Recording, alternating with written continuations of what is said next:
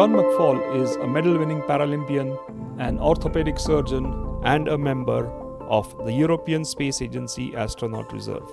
Now, he has become the first person with a physical disability cleared to fly into space.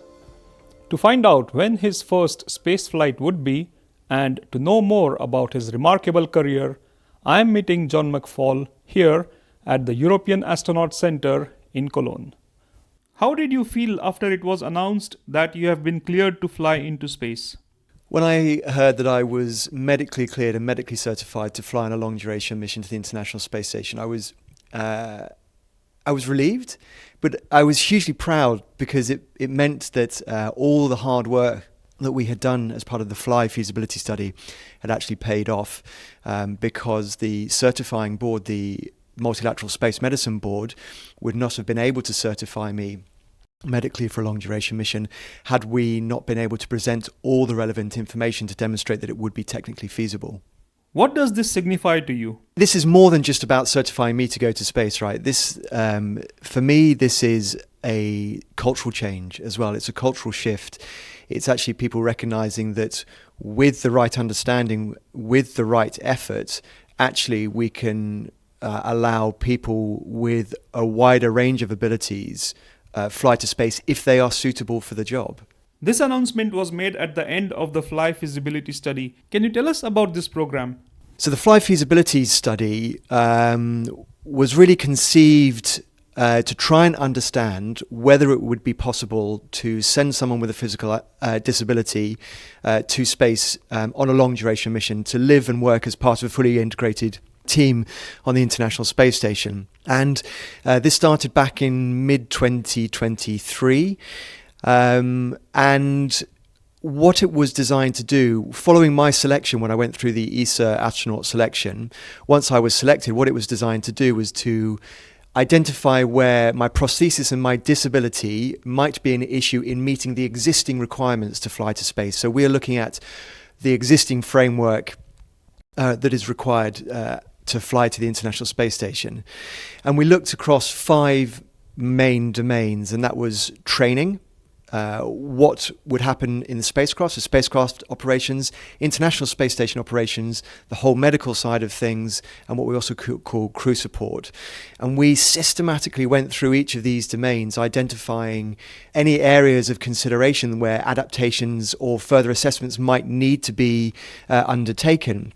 And where assessments were needed, we undertook those assessments, and they might have been, for example, a fluid shift assessment to look at what we might expect to happen to the volume of my residual limb in a microgravity environment. We looked at training aspects, sea survival training, winter survival training. Could I undertake those safely? And a whole range of other things. And ultimately we concluded that there was no technical showstopper for someone with a disability like mine flying to the International Space Station for a long duration mission. What are some of your memorable moments of this study? I think some of the memorable moments have certainly been the survival training, which I really enjoyed, especially the winter survival training. I love being in the mountains. I feel quite at home in that environment. But probably the main thing that I have loved is actually the quality of the work that we have done as the team, as the Fly team, what we have achieved together. This isn't just about me. It's been a whole team of us, and it's been really great to travel this short journey with these guys, and I'm very proud of the quality of the work that we've done. When would your first space flight be? So one of the assumptions that we had to make during the feasibility study was that there wouldn't be a flight opportunity before 2027. And this would be because in order to get the study done and present it to the European Space Agency member states and get approval at the Ministerial Council, which is due to happen in later 2025, and then if a mission assignment came about, we're talking at least sort of 18 months of training leading up to that. So there won't be a mission before 2027. Can you tell us about your remarkable career journey from an athlete to a doctor to an astronaut? Well, I have to be honest, I never set out in my early life to achieve any of these things that I've achieved. And the process has been very organic. I've mainly followed my heart.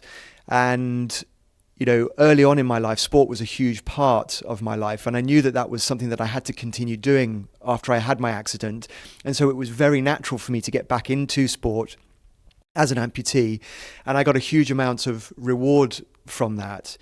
And it took me on a great journey. It took me to the Paralympics, to Beijing in 2008. But also on that journey, I learned a huge amount about myself, and I learned what I could get out of life if I put the effort in.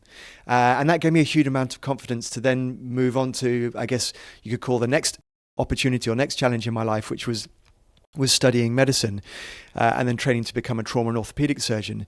But not because I felt like I had to find these challenges. It was, again, as I said, very organic. All I have really done is try to create the conditions where I have wanted to get out of bed to do something every day that I want to do, something that inspires me, something that I enjoy. And I have tried to go through my life making sure that that remains the case. And it's brought me here to this chapter of my life, potentially having the opportunity to fly to space in the future.